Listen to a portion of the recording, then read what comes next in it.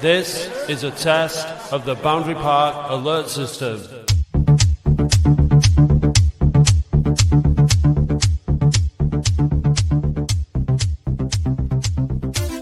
Hello and welcome to the Boundary Park alert system with me, Matt Dean, who a 47-year-old Matt Dean now. I've just tipped the scales from 46 to 47. Feeling a little bit tired because yesterday I broke dry Jan and went up until the 8th of February, which is not bad going. I'm sitting here currently feeling all warm and snug and cuddly in my new birthday onesie. I've got no embarrassment about saying it. It's absolutely fantastic for lounging around the house in. I'm very, very happy with it. I won't be wearing it outside of the house or posting any pictures on social media or anything like that, but it's very toasty. And I'm flying solo insofar as my London correspondent, Andy, is in London, but I think he's at a kid's birthday party between 10 and 12, so he can't make it. And because of the festivities, I'm going out this afternoon and everything else, I just wanted to try and get it done first thing so I can go out and enjoy a few pints later without having to worry about the pod. So I have a fan guest who is also doubling up as a co-host this week, but we still have to go through the ritual of the questions with the fan guest before we can announce who that is. So let's start off by asking the fan guest / co-host what your first Latics game was, if you can remember. Cheers, Matt. Yeah, well, that's a good question because I can't remember. I've been on the pod before and I said I thought it was either Portsmouth or Plymouth in 1984, and I thought Palmer had scored and we'd won 1-0. So I'm sticking with that, even though the archives show that exact game doesn't exist. So I've asked my dad as well, who was the guy who took me, and he can't remember exactly either. So that probably doesn't bode well for the Latics Mind later on. But yeah, I think it was around 1984. I was 7 years old.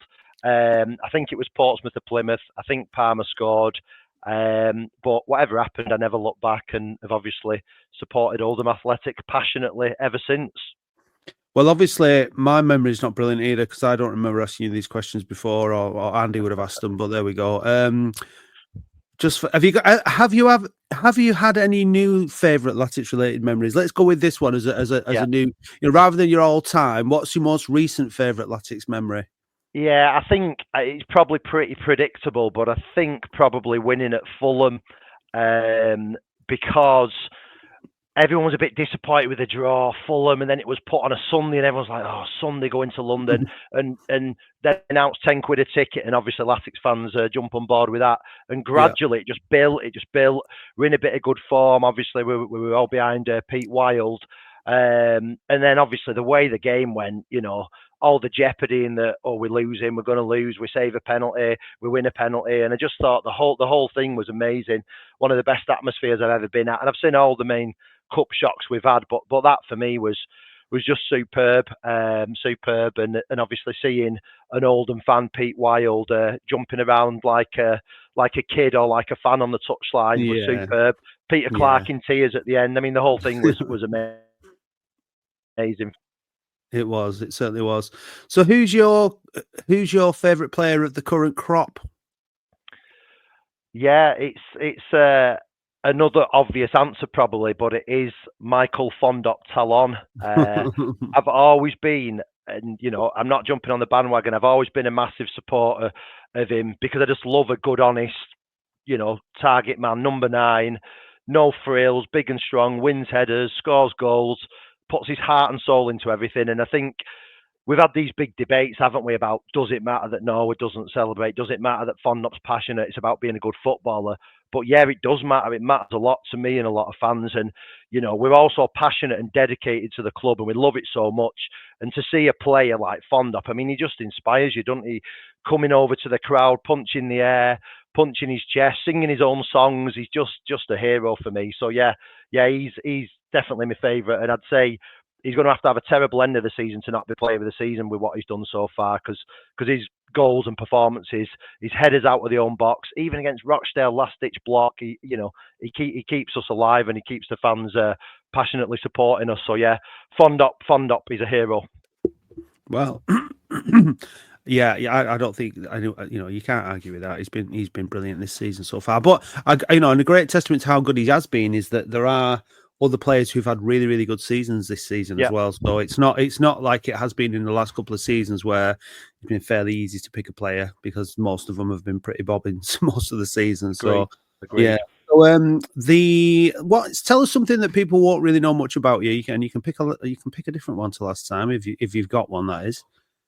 Yeah, it's not necessarily something that my close friends and family wouldn't know about me, but a lot of Latics fans won't, and I don't think you did until a few seconds ago. But yeah, I work for a homelessness charity called Stepping Stone Projects in Rochdale and have done for 23 years. And obviously, I think that's going to link in something you might talk about later on. So, yeah, a very rewarding job. Obviously, I've been there a long time, something I'm very proud about and very keen on getting behind and helping relieve the problems that there are in this country in terms of people being homeless or inappropriately or unsafely housed. Well, that's definitely something that I could talk to you about on another day. It's definitely an issue that is really important. And you're right. I mean, the reason it came up in conversation earlier is because a little bit later on in the podcast, I'm going to play a conversation that I had with Adrian Stores and from Oldham Community Trust and he's a guy called Jonathan from a charity called Egg who have been supported in the sleepover. But that's coming up later. First of all, so you told me before we were press record when we were talking about Latics Mind that you were chatting to Paddy yesterday, the current reigning Latics Mind fan champion, and you bumped into him at the game, was it? I assume. Yeah, I know Paddy. I've known him, I don't know, probably about 10 or 15 years now, played football together and the like. So yeah, he's always had that sort of mind. And we were talking about Latics Mind, and I said something like, they ask you the top scorer or who scored a goal in 2001 season, and straight away Paddy just reels off, oh, the 2001 season, you mean where A, B and C happened, and this was the manager and this was the entire squad. So he has one of those sort of minds, don't he, where he remembers facts. I don't. Yeah. And I'm making my excuses early because I was abysmal on Latics Mind with a 1 out of 10 last time. So anything above that would be a massive success today, I think. And anything below that would be an abject failure. That's really. true. That's true. I think if right. I got I'd have to be disappointed, yeah. Well, anyway, yesterday is not too far away in our memory. Nope. Unfortunately, for me yesterday, it was a bit of a beery haze. I'm not going to lie.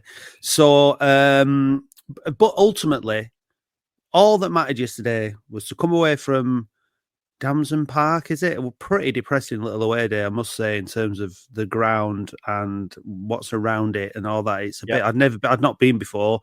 It's one I'm happy to say I can tick off my box and tick off to say I've done, but I wouldn't be in a rush to go back there. That's for sure. It wasn't great, but we did win. And it wasn't the main man who scored the important goals in the last 3 games.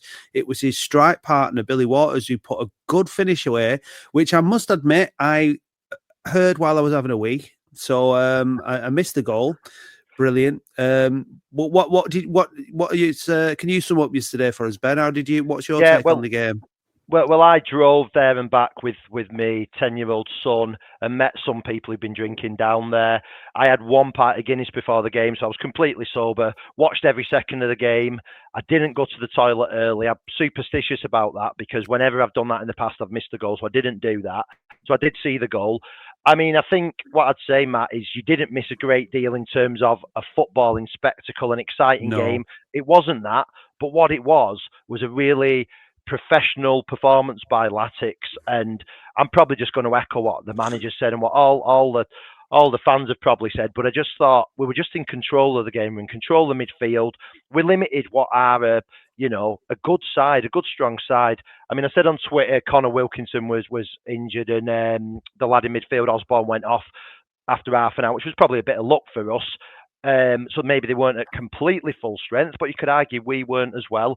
But they're no mugs, they're not Braintree, they're not Tamworth, they're not some of the semi-pro teams who were struggling here with control games in. these are a top, decent side. They lost in the playoff finals last year, and to be honest, we made them look really ordinary. We limited him to, I think, one header on target in the entire game. And I just thought we completely controlled midfield. Fondop, I thought, was very quiet, probably because he's completely knackered, partly because their best player was number 5, who was towering in the air and probably had him in his pocket a bit. But as you said at the start of as you brought me into this conversation, we can't rely on Fondop every week, and it's amazing that Waters scored because he's worked so hard and he's played so well, and he's already becoming a sort of really popular with the fans because we appreciate someone who grafts like that in that sort of Paul Warne, Paul Dickoff type performance, and he really deserved that goal because he's had chances and he took it brilliantly. I mean, he did. He shaped to shoot with his right. The defender clearly hadn't spotted he was left-footed. He left the defender sprawling around on the floor, sent him for a hot dog, and then put it away with his left foot. And it was brilliant, and you could see how much it meant to him and the team. Took some of the pressure off Fondop, and to be honest with you, I never felt that we'd concede. With Latics, you're usually sort of panicking, biting your nails, thinking, hey, this has got 95th minute equaliser written all over it. But I didn't really feel that yesterday. And what I'm getting to, my big point is the way we've controlled games the last 3, probably 4 games, because I thought Gateshead were controlled as well. I've been to all 4, by the way. So I can say that is the midfield, and it is Pep who... Yorker side, when it's the first game together, you can forgive them not being superb. But again, I thought they both played well then. They're just controlling games. And I mean, you've got Rossiter who runs around like a terrier, winning the ball, giving it simple. He actually had an assist yesterday. He's a better passer than I think people realise. And then you've got Pet who just sort of oozes class. I was saying to my dad in the car before, the way he receives a pass is brilliant. We've not had that for years. He shields the ball and protects the ball. And what that means is the defender, the opposing midfielder won't win it off him. He'll either have to foul him or will retain possession. And the number of fouls he wins us in the game is exceptional. But he keeps the ball so well, and he plays it simple, and he's just he looks such a player to me. And, I know a lot of rash statements were going around on Twitter yesterday, but I want to get involved in that rashness as well. And I think these two in midfield are actually looking better than Conlon and Clucas did. We've probably played better teams in and around us than we did with Conlon and Clucas. And I just think that they're looking great. And your game's won and lost in midfield for me. And I think that was what it was about yesterday. We didn't really need to get out of second gear, didn't create much, but we never looked like conceding. Charlie Raglan a rock at the back. Probably player of the match was Leak, who slipped effortlessly into that sort of Manny Monty role. I think first few minutes about Dale, and you might ask me about Dale in a minute, he maybe was trying to find his feet, but after that he's been superb. And yesterday he put in loads of really good tackles, really good and composed on the ball, bit of pace over a few yards, strong in the air. I mean, pretty much a faultless performance from him for me. So yeah. It's what you want, Ben, though, when in those loan signings, when you come in like that, he's a young lad. He's only 19 in here, I think. He's only a young lad, but you can see he's got, he's come from a championship club, a good championship club in Hull City. Yep. And that's what you want to see. You want to see these players, and you look at them and go, they're at that club and they're rated at 19 for a reason. They come in and they fit in. It's bringing in 19-year-old kids from other clubs who just don't look ready seems completely pointless, doesn't it? But yeah, exactly. This is exactly the kind of loan signing. It's absolutely spot on. He's got the class that the ability and the strength to come and fit into a National League side, and the composure and the maturity, the mental mentality that he's needed to do that. Must be hard going from. Yeah. I don't think we sort of appreciate that side of things, Ben, where you go from one club where maybe you've been settled. I don't know how many loans he's had. This could be his first loan for all I know. And then the ability to just settle personality-wise and composure-wise and fit into a team like that and start giving really, really good performances from the off. A lot of credit goes out to the lad, as well as the staff who've identified him and brought him in. Yeah, totally agree. And I think, obviously, we didn't know Manny was going to get injured. It's worked out lucky or worked out well with that. But Kitch needed pressure on him. Kitch, I think you've mentioned it on the podcast before. Kitch, I think he's a really good player on his day, best left back, best left wing back in the division potentially. But he can get a bit complacent, he can get a bit casual, and he can sort of coast through games. And we've seen that before a couple of times. And part of that was, well, there's no one left-footed really who could play that position at the club. So Leek coming in was really important to put that pressure on him. And actually Leek in that left wing-back position against Gateshead was Gateshead and Fylde, wasn't it? Was really good anyway. But then he's just slipped effortlessly, as you said, to that sort of left centre-back position and looks really solid and composed there. I like the way that Melon's done that. I wouldn't have really liked to see Hobson or Sutton, a right-footed player on that side. It does make a difference, that, because they're always going to be turning inside with the ball and, rather than going out wide. And I think that does make a difference. I like the balance, and it's worked really, really well. And it's a shame about Manny. I like Manny, but actually, I think there might almost be an argument that Leek has improved us in that position. Manny's been good, but I'm one. I've discussed this with a few of the people I sit with. I think sometimes Manny has been a little casual, a little not meeting the ball and like switching off a bit. And don't get me wrong, he's a good player and he'll be a miss, but I don't think Leek. I think the politest thing I can say to Manny is I don't think Leek weakens us in any way at all in that position. So that's a compliment. That's a compliment to Leek, isn't it? Rather than a put down for absolutely. And I think, look, I mean, January was obviously a very, very disappointing month for Latics. There was mixed feelings amongst the fan base. There was those that were hitting the panic button and the eject button straight away, and there were those of us who were holding on despite the turbulence, thinking it's okay, maybe let's just ride this out, because seasons do have the peaks and troughs, and I think that recruitment wise, I think it was interesting when you were talking about Pep before. I was actually, for the first time in my mind, I thought actually there's a little bit of a potential selection headache down the line, all being well, that Pet stays fit. Can you play Pet and Conlon in the same side? Possibly not. Maybe they do similar roles, and then you've got to think about who you're going to drop. Rossiter and you've got a real headache in that middle, and that's come from the recruitment since January, which is absolutely brilliant. Obviously, there is still, and you made the point before. I thought, I mean, I did watch the game. I missed the goal, but it wasn't the most engaging game of football I've ever watched. It wasn't the most exciting game. No. But the obvious things, you've mentioned most of them, and one of them was the fact that Fondop did look tired. He didn't have the impact on the game that he has in the other games. No. You could argue he didn't need to yesterday, and it probably was a good game for him to just sort of take. I'm not saying he took it easy, but he probably did rest a little bit in that game, to be honest. Yeah, because the other four games he'd been, I mean, in particular the Rochdale game, he absolutely worked his socks off, and it's a team effort, and it's a squad effort, and the points you've made totally back that up. It's not a case of you've got to have your best 11, but we had I think it was James on a couple of weeks ago, talking about clubs that are serious. And we've all got different perspectives. I'm not saying it's right or wrong, but his point was that clubs that are serious about promotion don't recruit this many players in January. And my counter to that was clubs that are serious about promotion recruit the players that they need when they need them.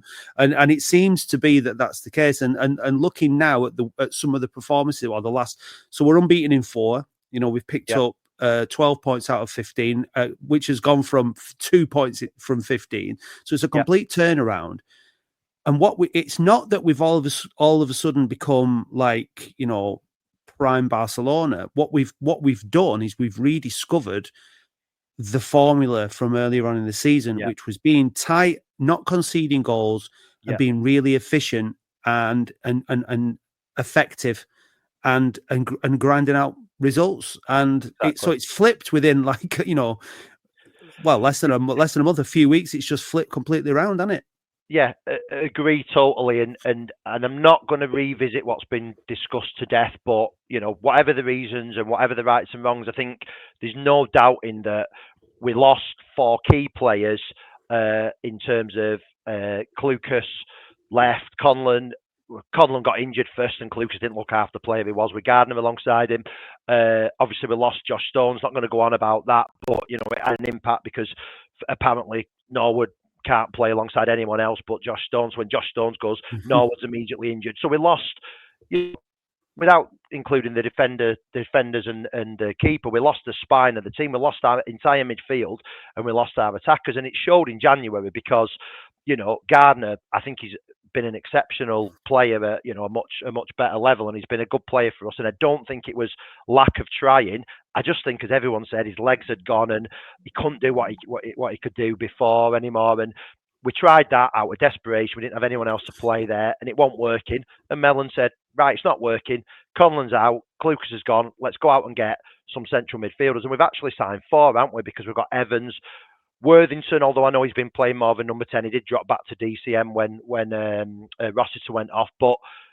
And those two, and obviously Pet and Rossiter, and all great pedigree. Didn't go well with Evans, got injured within a half of football. But I think someone said it on Twitter yesterday, might have been a blessing in disguise, that, because that has created by default this Rossiter Pet partnership. And it looks great. They look like they really complement each other. And I agree with everything you've said there, Matt. Despite there being different personnel, it's the same way, really, as we were playing when we had Clucas and Conlon controlling that, winning all the second ball, winning tackles, but picking up second balls, keeping the ball, controlling the game. I mean, the first half yesterday, Solihull barely got out of the half. And I know, it was still a bit boring because we didn't really create much, but we controlled the game for me. I think we limited him to like a deflective shot over the bar or something like that. But we totally controlled the game. Picking up all those loose balls, looked really tight at the back. Charlie Raglan looking outstanding again last 2 or 3 games for me. I think Manny missing has brought him out of his shell in becoming captain as well, with Conlon being injured. He's really had to sort of stand up and be counted, and we all know he's a great player anyway at this level in that position. And I just think he's been superb, sort of marshalling that back line, winning all the headers. He actually even brought the ball out of defence once or twice yesterday, which we were making jokes about, because usually he takes a couple of touches and launches it, doesn't he? But but having the confidence to do that, and players like Pet and Rossiter showing for him all the time really helps with that. Because if you're a centre half and you look up and no one wants the ball, you have to hoof it. You need those midfielders like Conlon, like Lucas did, and like Pet and Rossiter are doing, dropping for the ball, saying, "Give me the ball," being brave, taking the ball in tight positions. And teams now, Ben, they press, don't they? They push on you. They don't give centre halves much time on the ball. So you've got a decision to make quite quickly. You've either got somebody who's showing for it to give it to, or you've got to get rid of it. I mean, you don't want to be messing. We Latics fans certainly don't want us to be messing around with it at the back needlessly and giving things away. So I think it's right. I think Raglan has been. I think, and this is the thing. It's over a season. It's a season, and it's a marathon, not a sprint. All the other cliches you want to chuck in there. You need everybody, and players' form, it comes and goes throughout the season. You mentioned Kitchen started to see, when he came in, he started really well. He had a bit of a competition. Since he's come back from his injury, I think he looks better. He looks hungrier. Maybe just a bit of a break from the side. He's good. I mean, it's hard work. I mean, looking at the performances that from the last last week. Yesterday was actually, I mean, they did have to work hard, but they didn't have to work as hard as they did.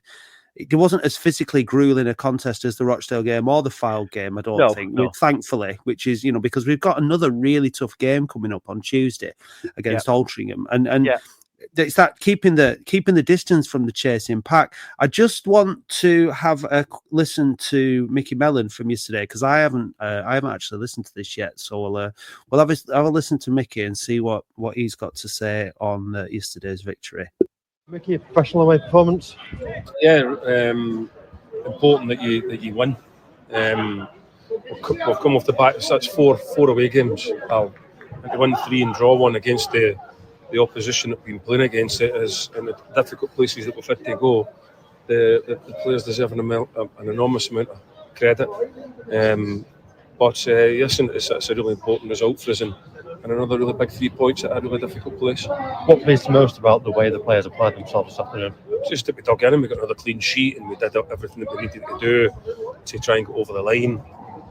A good professional performance. I thought that we worked our socks off and competed as you have to do here, and got, like I say, a really valuable 3 points, buoyed on by magnificent Fallen again, who I always mention because we always appreciate it. The fact that we were able to limit them to very little, obviously they're on the fringes of the playoffs themselves.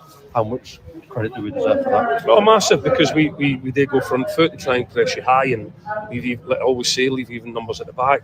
That leaves us open sometimes if somebody does make a mistake, but today we didn't. So really pleased. Tom Pett, I thought was outstanding. I really did. I thought he was so composed and outstanding. Ross did as well in there. all the way right through, really, we'd have to say it was good, solid, 7 out of 10 performances all over. So we're delighted. Billy Waters has received some really good praise over the last couple of weeks for his work rate. How important was it, or how pleasing is it that he was rewarded? Well deserved. I think well deserved, absolutely well deserved, because he runs his socks off. He retains the ball for us. He punches way above his weight, and that's a cracking goal. I mean, he's fainted to shoot, chopped it inside, and a brilliant finish. And that's one of the reasons why we were so pleased to get Billy here. So yeah, he'll be massive for us, and he scored the winner today. So really happy. And that goal almost came at the perfect time, didn't it? Yeah, it did. Yeah, I mean, it was a strange sort of game. I don't know. It was just kind of strange sort of game that you thought that maybe one goal would win it.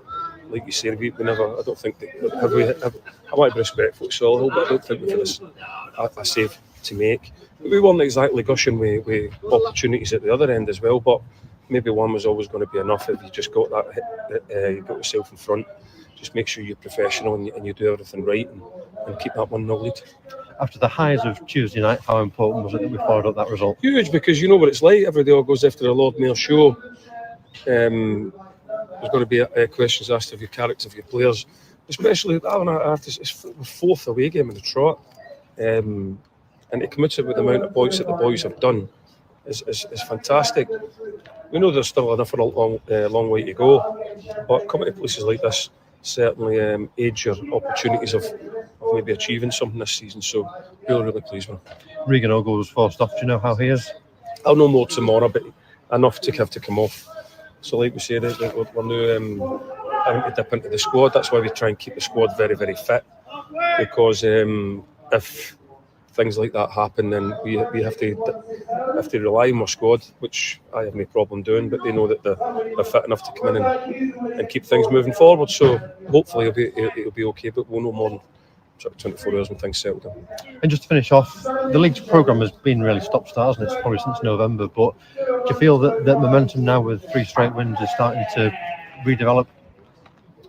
4 results away from home, Alan, let's not forget that. You guys were the first to own me if we hadn't done what we've done in the last 4 games. 4 tough away games. We stood there at the start of the 4 games, and we thought, well, if we come out of that with the amount of points that we've done, we would have been delighted, and we've done that. But we get the players rested, we get back up the road, and we're in on Monday, and we have another really important game on Tuesday. So looking forward to that again. We're enjoying the endeavour and the qualities that the team are showing at the minute. So no, look forward to it.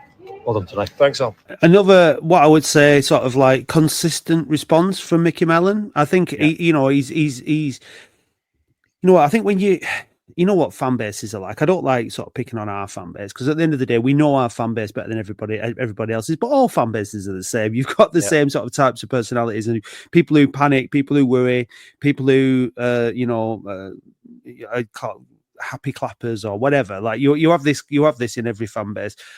What I think is really important from the club side of things is to have a manager who's consistent and balanced, and that's why I like Mickey Melon. You can argue that sometimes the games of football haven't been the most entertaining, and people discuss his tactics and this, that, and the other. And that's what fans do. That's football. That's what it's all about. But what does not matter one jot.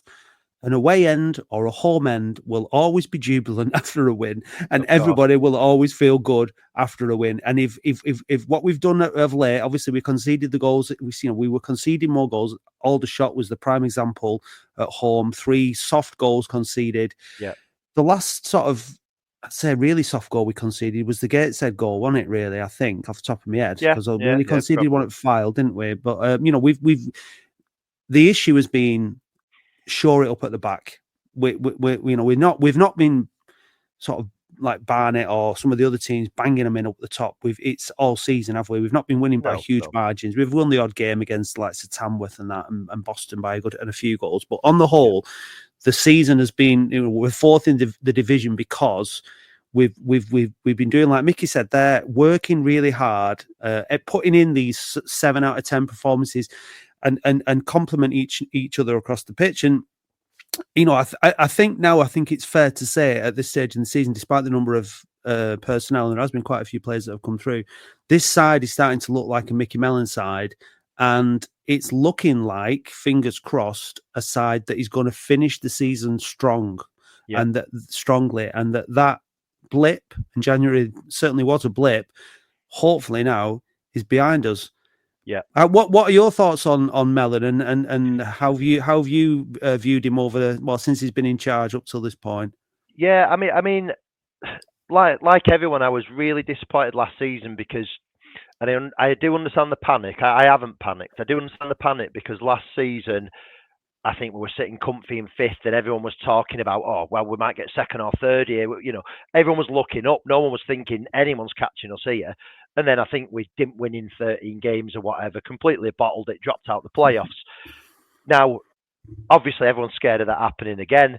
And I think, those people who were doubting it have now been completely convinced otherwise. And they know that it's a different team this year. It's a different squad. It's a different midfield. It's a different mentality. And that's not going to happen to us now. I mean, I think I'm looking worst case scenario, but I'm thinking 5 wins, and 5 wins would be on 69 points. We'd be in the playoffs guaranteed. We'd be 7th spot. Based on several of the last season's sort of 7th place points total. So I think obviously priority one getting in the playoffs, but yeah, now I think let's push on. Why can't we get one of those second or third spots? Why can't we challenge for promotion if we keep going on a really good run? And what me and I was with my brother-in-law Gaz Snook. You will have responded to him. He's been on the show. You will have seen him on Twitter, and I was with him yesterday. And we said after the game that was not a great game, but it was a really professional performance, and it was a sort of performance and result of a promotion winning side.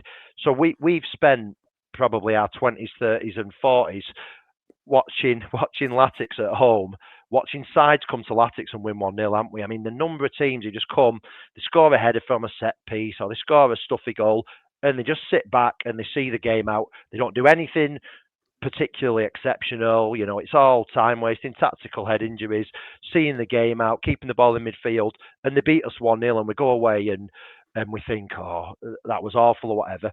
They're the sort of teams who go up and get promoted, because you can't play well every week. You definitely can't play well 100% of the time, as you've said. And I don't think fans always understand that. Even the best players, they'll do stuff wrong in the game at this level, won't they? They'll be in and out of the game, they'll be quiet for a bit, and then they'll come back into it. And that's the way it is with all the team, all the games that we play. And if we, it's going to sound like a lot of manager cliches, but if you can win when you're not playing that well, I mean, we did play well yesterday, don't get me wrong, but if you can play, we didn't play exceptionally, we didn't play loads of great football, we didn't create any chances really, but we won the game 1-0 against effectively a promotion and playoff rival. And if we can do that, same with Rochdale. Rochdale, until recently, been a decent side. They've been scoring goals. I mean, I saw they drew a blank again yesterday, but they look like a good passing side. I mean, they play really high and they try and play football, but, we really limited them to like one shot on target. And as you said, if we can limit teams to hardly any chances, if we can keep a clean sheet, and if we can stick the odd chance away at the other end, it's just such a winning formula. I don't think we're ever going to be winning 3-2, 4-3, 5-4. That we don't probably have the players for that. We don't have the sort of quite the creativity and quite the goal scorers to do that, and it's not how we play. But as you said, who cares if we win? That's all that we want. And Mickey Melon has got experience of doing it at this level with different teams and the level above. He knows what it's about. He knows how to get the results. He knows what the team needs. And I think he's probably had a bit of a rough ride now and again. And people have said he's more negative than I think he is. And he said, everything's hoofball. When I think, we try and play with wing backs, don't we? We try and get those wing backs forward and get crosses in. And to me, that's entertaining. That's good to see. I also think it's entertaining when it's launched and Fondop wins ahead of him and cleans out the centre half. So, maybe I'm not a football purist, but, I think he knows what we need to get out of this division. And I think he'll do the job for us either this season, or if it's not this season, as you've said on this podcast, if we're beating playoff finalists or semi-finalists or whatever, I think we'll bring in a few in the summer, and we'll already have the core of a promotion-winning team, and we're going to do a Wrexham or a Chesterfield or a Stockport, whoever did it before that. I think we could do that because we're signing players who are above this standard, because that's what you need to do to get out of this level, weirdly enough. And then what you find is you've got the momentum, and we'd go up with a really strong team for League Two and be challenging for promotion in League Two. So, I think he's done the right thing. I mean, he's had injuries like every other manager's done. People said he was panicking. I don't think he was panicking. I think he saw what we needed and brought them in. Bit concerned we haven't brought a striker in, but that's clearly on the cards, else we wouldn't have let Reed go for the rest of the season. And there must be deals being done behind closed doors and everything, because we definitely need a striker. And, Garner's, I don't know if he's out for the season, but he's past it. Norwood, I won't wax lyrical too much about Norwood, but I don't think he's the answer either. So I think we probably need a striker brought in. But he's brought the right players in, I think, and I think he's done well. I get the point that people have made that sometimes we've had people like Stretton come in, hardly played. Sam Taylor, was he called, from Stockport, I think, hardly played. And sometimes you feel a bit like he'll take anyone he'll be offered to him if they're from a better level or whatever. But sometimes you've got to try those things, haven't you? Drummond, he did okay for us, didn't set the world on fire, but at the time we needed someone like that. I don't think we look at it from the other perspective as well, Ben, which is that I think we don't know the details of the deals for people like Sam Taylor and Stretton and stuff like that, and the other clubs want, it might be that it's like, well, it's not really much in it for us in terms of cost, and they want to get them out to try and get a different, like we were saying before about Leek, getting them out, getting that loan experience, getting out to a different club, seeing how they get on. And it might be that they said, look, take them for a month, it's not going to cost you anything, like we just, and then they get him in the squad, and I don't know. I can't imagine that players like that, they're bringing players like that in at any great expense. I think it's probably one of those things that, it might work, it might not work. It seems to be that they figure out pretty quickly if they think if it's not going to work, and they don't really feature and they go back. So, and then, for every deal you make, some of them are going to work, some of them aren't going to work. But I think it's fair to say now that over the course of the season, recruitment has been so much better, and to think that going back a few weeks when we were after the defeat against York on the phone in, we had a lot of people coming on to the show saying recruitment had failed this season, and I'm just not. I just don't think that's the case. I think I agree with you. The way that we're playing, the way that we play, and the way that we've been effective this season has been based on being solid, not conceding many goals. Yeah. If you don't concede many goals, you don't need to score many goals. We've got there's the top three scorers in the league: Ollie Pearce with 16, Regan Linney with 16, and Fondop with 14. So you need if you're going to go up, you need a player that's banging the goals, and we've got that with Fondop. Yeah, we need more. We need some more goals from around the team. Waters yesterday came in and did that. Yep. Fondop, we need somebody in his image to play. To give him a rest after 75 minutes or whatever, offer an hour if we're winning the game, whatever. We need that, and I hope we'll bring somebody else in, but because we can't be playing with two fit strikers, until the end of the season. That's just, it's a recipe for disaster. Even though we might only need, the odd goal to win games. It's so there is a need there, but on the whole, I think, when you look at the squad in Mickey's interview there, obviously there was an issue with Regan Ogle, which hopefully is going to not going to be too serious, because he's another one who's been recruited this season, who's done absolutely brilliantly, hasn't he? He's been great. It's been great, and I think as you say, recruitment, not everything is always going to work out, but the players he's brought in, players like Caprice, been one of our players of the season. Monty, I know I criticised him before, but he's clearly a great player and can play at a better level and sort of coast through games and never really, does anything wrong, been a threat from set pieces. Ogle, at two different positions, mainly at right centre-back, has been great. And there was talk about him being dropped and rested, and Mickey Melon stuck with him, and it's shown, because yesterday he ran out of defence a couple of times in the second half and carried the ball sort of 30-40 yards, and it might not look that like much, but that's so good for the team, innit? Carrying the ball out of defence and getting a move going and taking the pressure off. And I think he's probably there for his pace more than everything, because he's probably a bit quicker than some of the others, even though he's a bit shorter than some of the others. So, but another good addition. The centre midfielders that we've talked about that he's brought in have been really good as well. Billy Waters has been really good. some of the loan players we haven't seen enough of to say either way. But as you said, there's nothing lost. So I do think, I think recruitment has actually been good. Really good, because it's improved the team. And you could argue, well, he should have known one of the centre midfielders would get injured at one point. He should have known Clucas is going to go quickly. He should have prepared for that. But you can't predict the future, can you? And he's responded really well to that. He's brought players in, and they fit in perfectly. They've been exactly what we need, and potentially even improved the side. So agree with your point. Predict it. You can't predict it, Ben, because what you can't have not top class, but equal players to sort of the likes of Conlon and Clucas sat on the bench every week waiting to play there and paying them top, good wages to not play. Just think, on the it's not good for them. It's not good for the club. Paying them the kind of wages that. So you are going to, hope that you get through the season with your main players staying intact and stuff. And then if that's not the case, you have to invest accordingly. And that's what they've done. So look, I mean, for me, we're fourth. We've still got a chance of automatic promotion.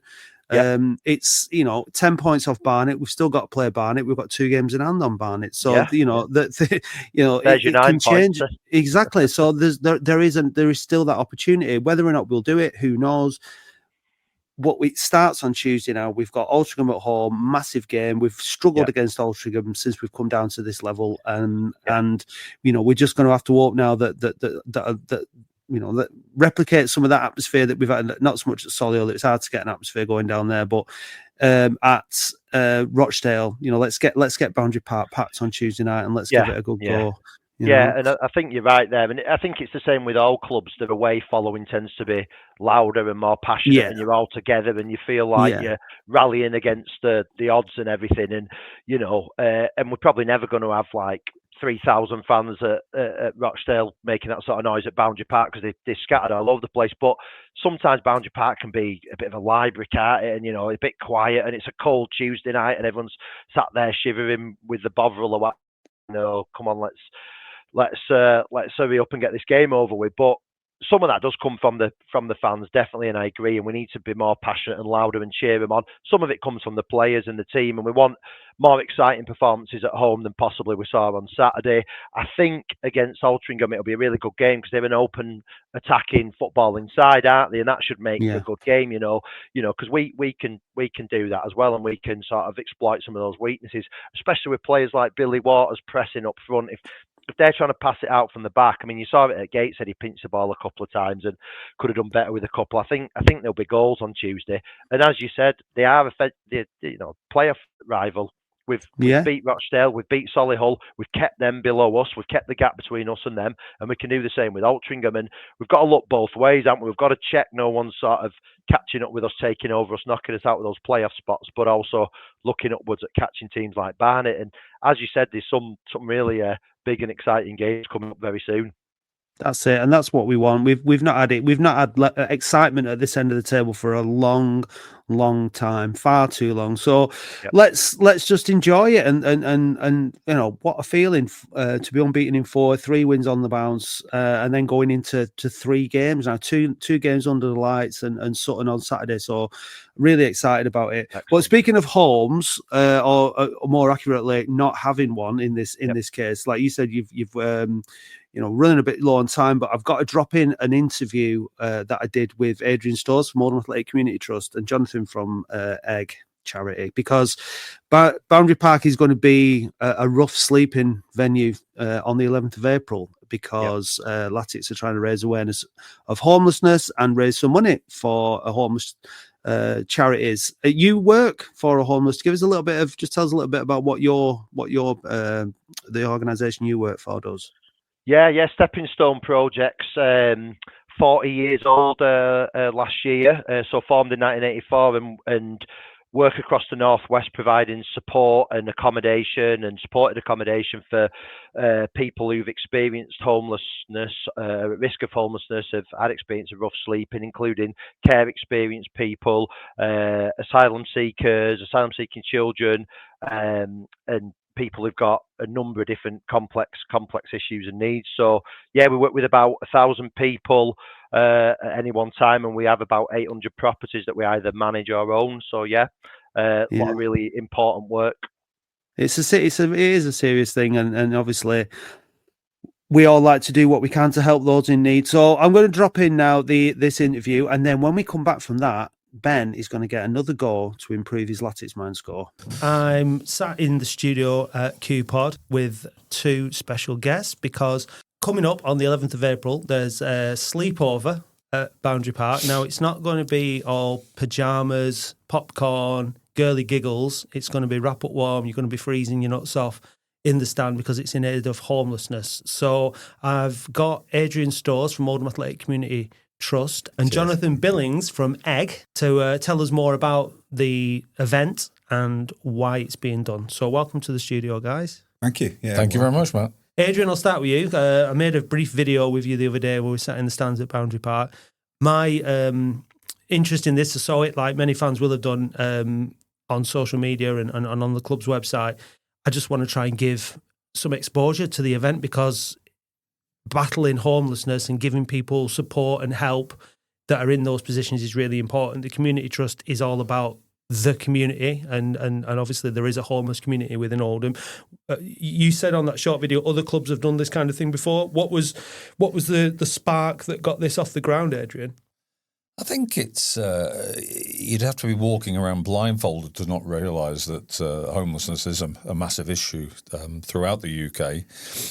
Certainly in the Northwest, it's become more and more prevalent, and it's more and more on the agenda, and people are talking about it. And I think as long with all of the other things we do at Oldham Athletic Community Trust, the reality is that we haven't done anything that specifically will benefit the homelessness. So to actually get into bed with 4 charities that focus purely on that as a topic, it's really exciting, and it's going to be really rewarding for us to organise this event. So before we come on to Egg, which are obviously represented here by Jonathan, the other 3 charities, one is Oldham Athletic Community Trust, because you're the lead charity on this event, so obviously you need money to do what you do. Who else? What are the other 2 charities involved? Well, you're going to hear from Egg, like you quite rightly allude to in a second, an extraordinarily worthwhile charity. But on top of that, we've got Oldham Food Bank, which Oldham Athletic Community Trust has helped with donations in the run-up to Christmas. But it's always a fond favourite of ours to do what we can to help that wonderful organisation. And then on top of that, obviously the hospital that's right next to us at Boundary Park. We've done a variety of things for different units, different departments within that hospital. But this time round, working with Northcare Charity, we're going to be working towards helping the staff, the clinicians and the nurses that particularly deal with homeless people that ultimately end up being referred into that hospital. Obviously, you're living on the streets.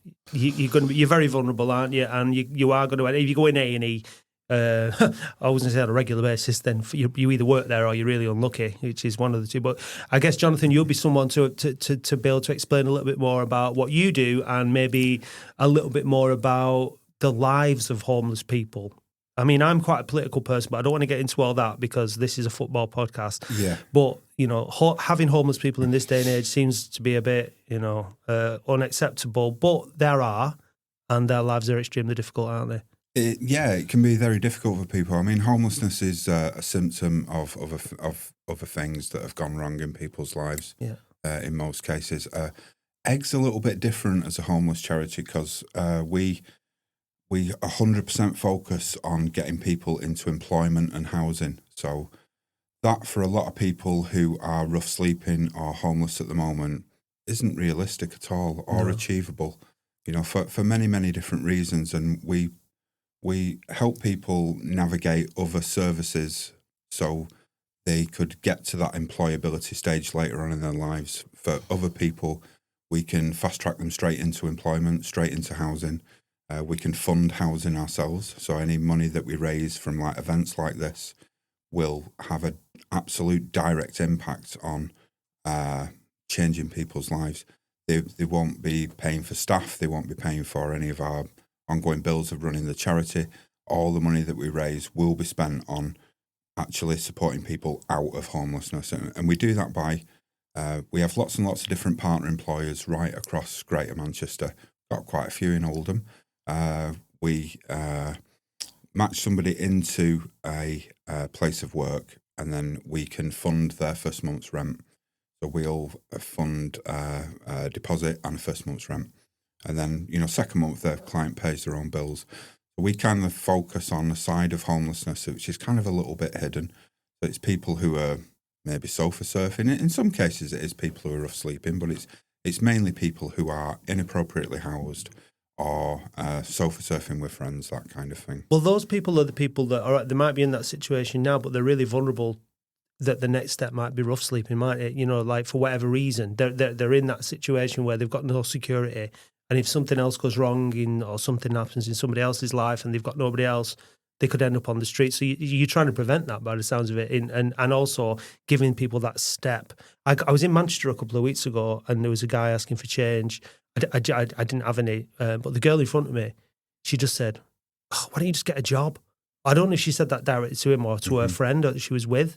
And it's like, that's really not, it's not as simple as that, is it? No, it really isn't. It can be, everybody's different and everybody's got different needs and different circumstances, but sometimes work has to be done before somebody would be realistically employable. So we focus on those people who it is realistic and achievable. If that visible homelessness that we all see on our streets and towns and cities, right, not just in Oldham or Manchester, but right across the country, is they're probably not ready to go into employment right now. And like I said, we plant seeds with those people, but we kind of focus on that more hidden side that people don't really see that much. So the charity's quite new. We've been going about 3 years. In that 3 years, we've got about 150 people rehoused and probably about 110 of that 150 into full-time work. Another element of what we do is we support people to start their own businesses.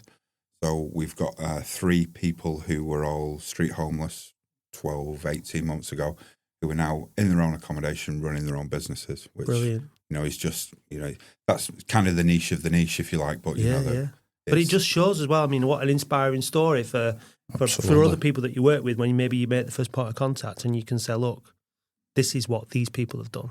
That was incredible. Yeah, thank you. Well done. Yeah, I mean, it's a great, and that's the thing. There's people out there helping other people. As a society, we need to help each other. And football clubs, Adrian, have a unique audience within a community, don't they? And a unique reach. And what is it that you're trying to achieve in terms of numbers for the event on the 11th of April? I think you're exactly right. I was talking to Danny in our office at the Oldham Athletic Community Trust this morning, and he was telling me about the Stoke City example when they've done it. I think they might be into year 2 or 3.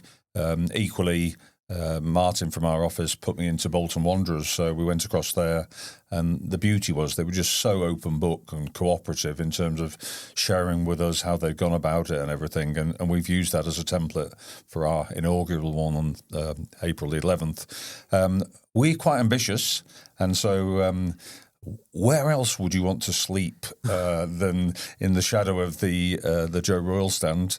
But no home comforts, proper, worthy, real-life experience of homelessness with a lot of education going on the night as well.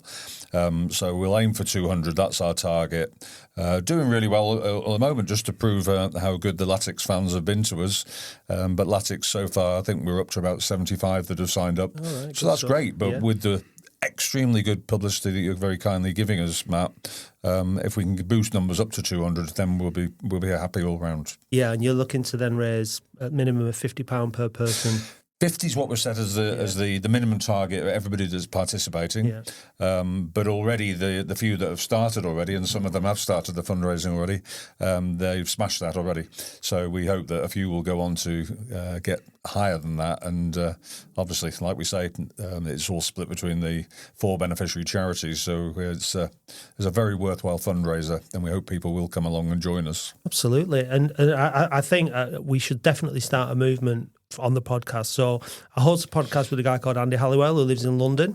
And he's obviously dead posh and dead rich and moves in all the most elite circles. I'm not sure whether he can come up and spend the night rough, but Sexy Dave Bradley, who's my co-host on the Latics Football Phone-In, will be at Twickenham this weekend to watch the rugby. So he's a big daft posh Tory sod and all. Well, he's not really, but he likes to think he is. His aspirations are being. So I'm sure our listeners would love Dave to be sleeping rough at Boundary Park on the 11th of April. So I'm putting forward a petition now for Dave to do that.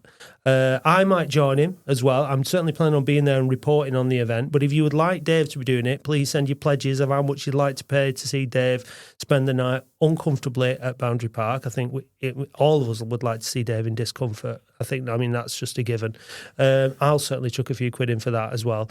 Because he doesn't like the cold. He's a big softie, so he'll hate it.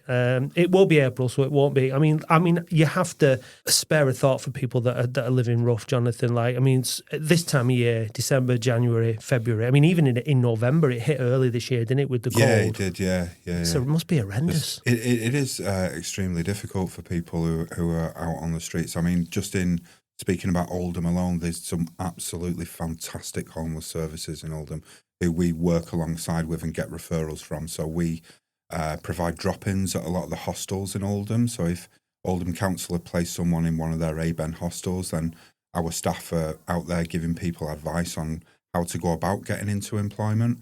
And we also work quite closely with the Sanctuary Trust, who provide like a rough sleepers outreach around Oldham, who are an absolutely fantastic organisation who, again, make referrals into EGG on our behalf. Yeah. I like to think, I mean, like I say, you don't want to bring politics into it, but what you can do, what football does, you're a City fan, Jonathan, Adrian works for Oldham Community Trust, but he's a Stockport fan, but, you know, we don't hold it against him, is that you keep politics out of it, and you're all together as fans, aren't you, next to each other, and you know, you all want to help your club succeed, and why not translate that into trying to help your community succeed as well? You know, like, that's regardless. When somebody's homeless, you look at them and they're vulnerable and they need help, and I think that, you know, having some humanity is looking at people and saying, I want to help that person in some way, and that's what we can do on the 11th of April.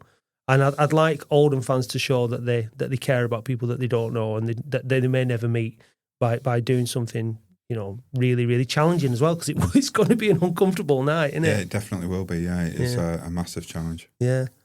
Yeah, and it's easy. We're away at Yeovil the next day, by the way, which I had got my eye on going to, but I don't know if I'd fancy it much after spending the night in the Joe Roll stand, getting aches and pains, and I suppose you'll be up early. I mean, there'll be coaches leaving from Boundary Park, won't there? There will be. And so you could potentially, and you'll be knackered, so you'll have a sleep on the coach, won't you? Yeah, so that's an option, isn't it? Get on the coach. Loads of like really, you know, dishevelled looking Latics fans on the terraces at Yeovil, but yeah, why not? I think your idea is a great one, actually. Yeah. I mean, Yeovils is one heck of a journey, so the idea of getting a good sleep on the journey down there without the need to revert to sleeping tablets or anything else of that ilk. And then when you get down to Yeovil, there'll be pasties, there'll be cider. You're away, like, you're rejuvenated. I mean, this is the upside. This is the thing. This is like, if you're homeless, you wake up that morning, you've God knows what the day ahead lies. You've certainly not got a warm coach, pasties, cider, Latics winning, and then a nice comfortable trip home, have you? So, you know, that's you know, you can count yourself very lucky then after the experience. I think you could get a job with the Somerset Tourist Board. That's a great. I mean, if I can get lots of free Thatcher's cider, which I'm a big fan of, then I'll be happy with that. Yeah, Thatcher's cider or Scrumpy. Oh, it's got to be the way forward. Scrumpy, I mean, that's loony juice. It's loony juice, you know. But yeah, Thatcher's is my summer drink. I love a bit of Thatcher's. So I'll be getting this. I'll be tagging them in on this particular part of on social media. That's Thatcher's. Anyway, let's move on. So, Egg, where can we find you? How do we find you on social media and stuff? So, on any of the networks, you can just look for Egg, which stands for Engage, Grow and Go. Right. And that's not just a snappy tagline. That's what the ethos of the organisation is. We want to engage with people who are either at risk of homelessness or are homeless. We want to put them through that period of growth till they get to their goal, whatever that goal may be. Yeah. Most cases, it's employment and housing.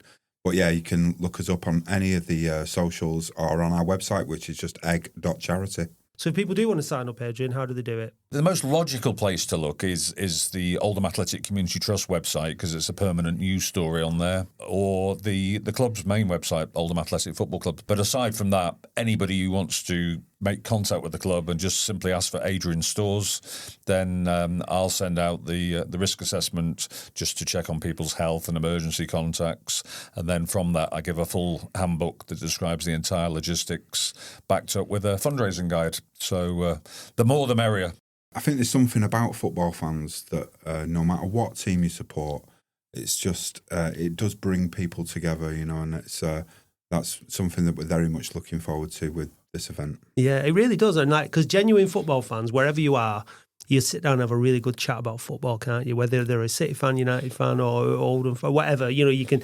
That's what I love about it. I love away days and things like that, or welcoming fans to Boundary Park. That you from a club and you have a good chat with them, or you're walking away from, like when we played Leighton Orient recently in the cup, walking away and chatting to the fans and, oh, you did really well today, you were really unlucky, and then going into the pub and having a chat with them. And I love that. I love how football brings people together, because the conversation is football. Nothing else matters. We're going to have to talk a lot of football and other things that night to keep warm, aren't we? Because we're not going to get much sleep on the in the Joe Royal stand. Knowing Latics as well, knowing Oldham, 11th of April. I mean, it could be snowing. I mean, it's snowed in April before, so it's certainly no guarantees it's going to be warm. Yeah, hopefully it'll be dry. Hopefully it'll be dry. Yeah, getting wet is the worst thing. Yeah, that is the worst for anyone thing. who's rough sleeping. Yeah, I'm confident it'll be absolutely tropical. Yeah, well, it could be as well. I mean, you never know. But the thing is, that's the whole idea, isn't it? It's something that you can say that you've done, and it was uncomfortable, and you put yourself out there for other people, and that's what it's all about. Isn't it? Brilliant. All right, well, thanks for coming in. I appreciate it. Thank you, Matt. Thanks really very much. appreciate you. And good luck with the event, and good luck with your charity. Well done. Thank you. Thanks, Matt. So if you can make it down on the 11th of April, or to get, you know, and support this good cause, then please do that. I have that experience so that you have some idea, a very small idea of what it's like for people who have to rough sleep. And if you can't do it for whatever good reason you've got, try and give somebody some of your money and support if they're doing it themselves. Speaking of support, I can't give you any support on this. All I can do, Ben, is ask you the questions, and here we go. And hopefully you'll know the answers. But best of luck with Latics Mind. You've got a personal best to beat, but it's not massive, so I think you've got a good chance of beating it. We've said before you got one last time, so it's definitely doable, mate. It's definitely doable. Good luck. Thank you.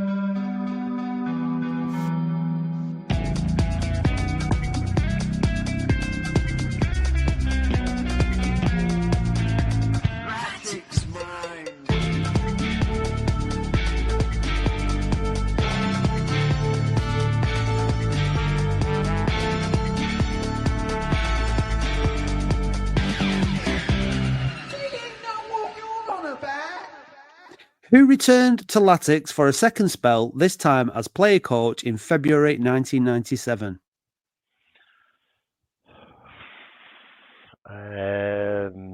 Neil Adams. Incorrect. It was Andy Ritchie. Who was Latics' first choice keeper 1996 to 2002? From 96 to 2002.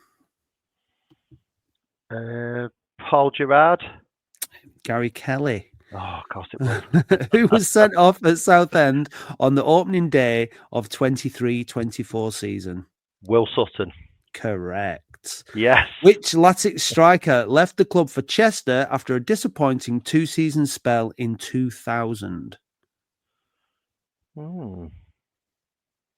Pass. Who scored Latics' winner on the final day of the 04-05 season, which helped keep them in League One? 04-05 League One. I can't even think who played from then. Mark Allett. It was Luke Beckett. Oh. Who scored a hat-trick against Latics in the final day of the 1992-93 season? John Sheridan. It was Matt Letitia in the big 4-3 game. Which talismanic striker did Latics sell to QPR in 1980? Oh, Mick Quinn. It was Simon Stainrod. Oh. Who did James Norwood score his last goal at Boundary Park against? correct as of the 31st of the 10th, 24. Correct as of the 31st of 10th, 24. So does that mean he scored one about? I don't think he know. has. It just means since the question was written. It's either Tamworth or Boston, and I can't remember which was the last game, so I'm gonna go Boston. Well, the answer I got here was Chesterfield, so I don't know how old this question is. That's really old because he has scored. He scored this season. Yeah, okay, that's a bit rough. I'll tell you what. I'll give you one more question. Okay. It's not an easy question though. How many keepers did Latics play in their last playoff season of 06-07? 4. Oh, it was 5. Oh, Pugliacome, Howarth, Knight, Smith, and Blaney, which sounds like a firm of architects. Yeah, yeah. So you got Will Sutton. You passed on which striker left the club after a disappointing 2-season spell in 2000. That was Steve Whitehall. Oh yeah. And that was it. So you consistent, mate. You got one. You got another one. Yeah, so, yeah. No better, no mine worse. just goes blank. It's like you say a year, and I can't think of a single player who played for us then. Whereas I know Paddy's mind is like facts and figures; they'll just pop up. So Paddy's mind. That's it. Yeah, it should be called that. Yeah. So yeah, but that's just I mean, it's like a computer thing. Then it's like having a access, clicking straight away, and just having instant access in his head, and other people that are like that. For the rest of us, it's like you say, who's up front in that season? I mean, the Letitia one, it's such a famous game. Yeah. I just couldn't think what point in our history that was. And I was thinking, did Sheridan do it for Chef Wednesday once? But yeah, anyway, never mind. Anyway, never mind. None of that matters. This is just a bit of fun at the end of the podcast. All that matters is Latics winning and being in the playoff mix, at least this season. This season is all about, promotion. That's the aim, obviously. But I've said it a few times. You can't guarantee. We've had teams in this division breaking 100 points and not going up. You know what I mean? That's how mad it is. Obviously, there is talk now that maybe as of next season, it'll be 3 up, 3 down. We'll have to wait and see on that one. That would be brilliant for us if we don't go down to be in the mix next season. I mean, even if we don't go up this season and we next season, I still want to win the league and make sure. But I'd still love that to happen this season. There's a lot of football to play, and we don't know what's going to happen. But I've got a good feeling now that the ship has been steadied, and we're on our way to an exciting finale in the season. Have you got a position in mind where you think we're going to finish this season, Ben? I think we might finish in the top 3. I'm really optimistic and ambitious and would love us to win it, but probably just a little bit too much for us. So I think we'll finish 2nd or 3rd, which would be great because it would take us straight through to a home semi-final, wouldn't it? And we wouldn't have to play the quarters of the playoffs. So I think that's ambitious enough, really. But who knows? If we're on a winning run, who knows? We've got to play all the top teams, so let's see. Who knows? Who knows indeed? Well, listen, you've stepped in as a fan guest and co-host admirably. Thank you very much indeed, mate. I really appreciate it. No probs. Been a pleasure. Yeah, and you were there under the lights on Tuesday? Certainly will. Yeah, certainly will. Go to every home game, so yeah, and some more away games as well. So yeah, hopefully we can beat them. We'll see. Yeah, I'm looking forward to this coming 7 days of 3 games in 7 days. It's what it's all about. I can't wait. Amazing. Yeah, brilliant. All right, thanks a lot, Ben. Yeah, take care. All the best, Matt. Cheers, mate. Thanks for listening, everyone. We'll see you for the phone-in on Thursday. Come on, you Blues. Hey Dave, did you know that listeners can now buy us a coffee or any other kind of hot beverage? Ooh. What's your favourite hot beverage, Dave? A macchiato. And how do you like your macchiato? Black with lots of milk. Oh. No cream? No. Well, if you want to buy Dave a macchiato, then go to buymeacoffee.com/We Are Oldham. I'll just have a Nescafe. Ooh. Thank you, listeners.